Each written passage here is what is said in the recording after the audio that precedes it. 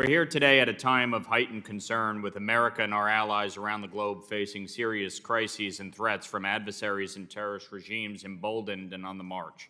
These adversaries are working together to undermine our national interests and advance their agendas. In the wake of the appalling terrorist attack against Israel on October 7th, it's clear that we must work to confront Iran and its surrogates in the region with a strong sanctions regime. It's been reported that the impacts of this administration's relaxed approach to enforcing economic sanctions that has resulted in over $80 billion flowing into the Iranian regime's pockets. Some of these funds have almost certainly ended up in the hands of Iranian-backed proxies and terrorist groups in the region. Since October 7th, these proxies have waged hundreds of attacks on American troops, military installations, and on international maritime trade in the Red Sea. Funding for these attacks could have come from Iran's oil trade, which is primarily driven by China's significant purchases. With that said, I'd like to follow up on something Mr. Lucas touched on, which is my concern regarding China purchasing the vast majority of Iranian exports. I know that you said earlier you couldn't say exactly how many Chinese financial institutions you have sanctioned for facilitating this trade. It appears there is still a serious and potentially growing issue. So I would just follow up with, why are we allowing Chinese banks to get away with evading these sanctions and funding these groups?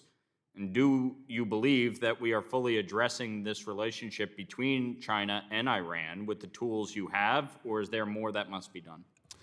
Thanks for the question, and obviously we share the concern. So I think the dynamic with the smaller teapot refineries that are purchasing this oil are twofold. One, the refined product is used for a domestic audience, so there isn't a touch point to the international financial system in terms of necessarily the easy repatriation of those profits back to Iran.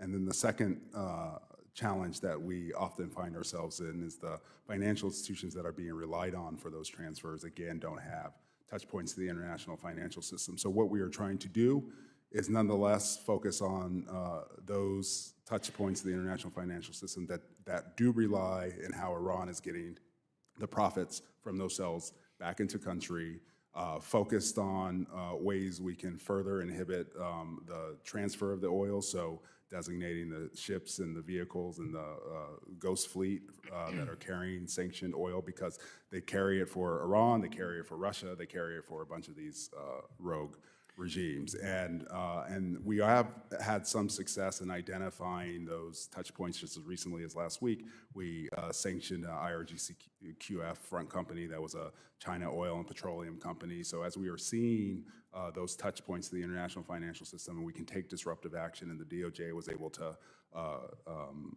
seize $110 million that was going to the IRGC-QF, we are doing that. But the touch points to the international financial system is really where we've been focused on.